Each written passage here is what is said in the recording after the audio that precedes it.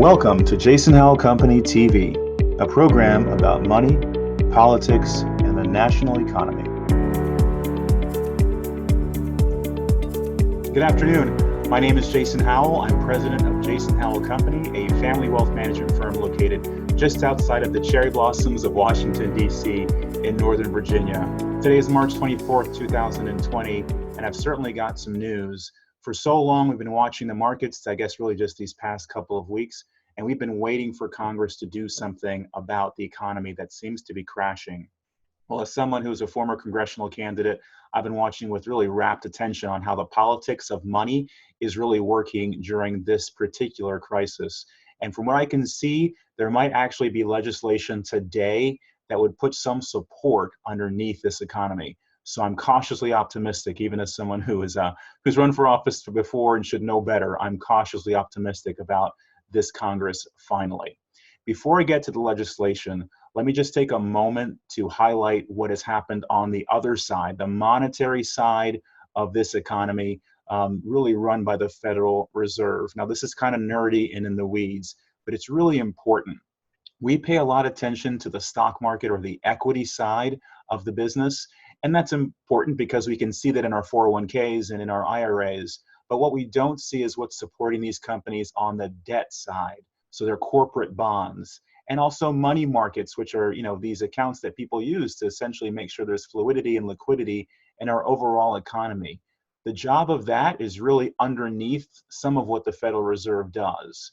And so a couple of things that have came through or who have come through over the past couple of days, I'll just sort of mention them here. $300 billion in new financing, oddly for consumers and businesses. So that's really new to me. And I've been really surprised about what the Federal Reserve can do.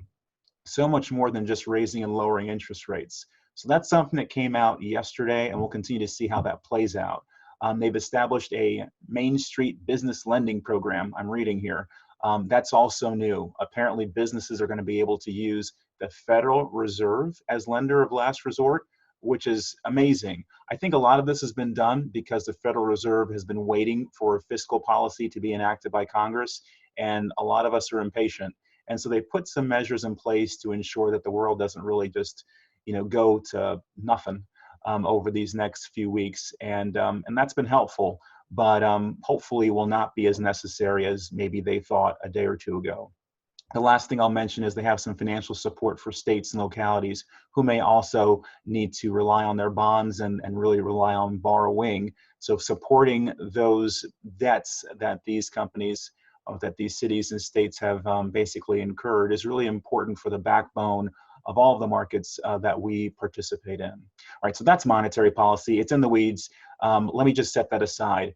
What we're waiting for today is phase 3. That legislation that started in the U.S. Senate, and then there's been some conversations with the U.S. House recently. All of that may get figured out today, which is important. Remember, this is the big policy that now looks like a $2 trillion policy, covering everything from checks to you and I, to support for small businesses, in and around $300 billion, again, just like the Federal Reserve. But in this case, they could be forgivable loans if they're using those loans to ensure that people keep working at their companies. The big controversy has been in and around the $500 billion, at least that's the last number I heard, the $500 billion that would go to large corporations and the airline industry and the hotel industry.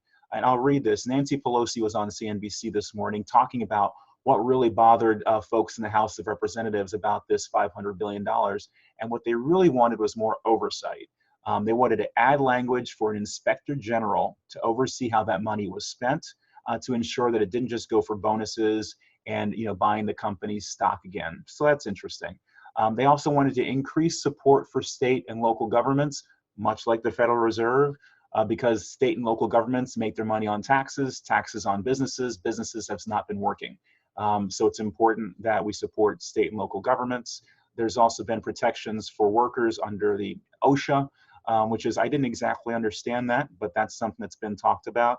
And then, of course, increasing what was in the phase 2 legislation, ensuring that people had sick leave and medical leave should they need it, especially during these times. Also funding for hospitals. And here's something I didn't know. I didn't know the post office could run out of money in about, 4 months or so. In fact, an article I posted on the jasonhowell.com/blog was that they may run out of money in June. And so there was a request for funding for the post office. Finally, there was also a request, which may or may not go through, around funding for more mail ballot voting. So November, people may still be concerned about the virus. I mean, everything points to that being the case. And so there was a request to put some more funding so that states could actually do more mail-in voting versus people having to queue up in lines 6 feet apart, I guess. Know this. The Congress is finally working. The Federal Reserve, in their own weird, unique way, has already done trillions of dollars of work.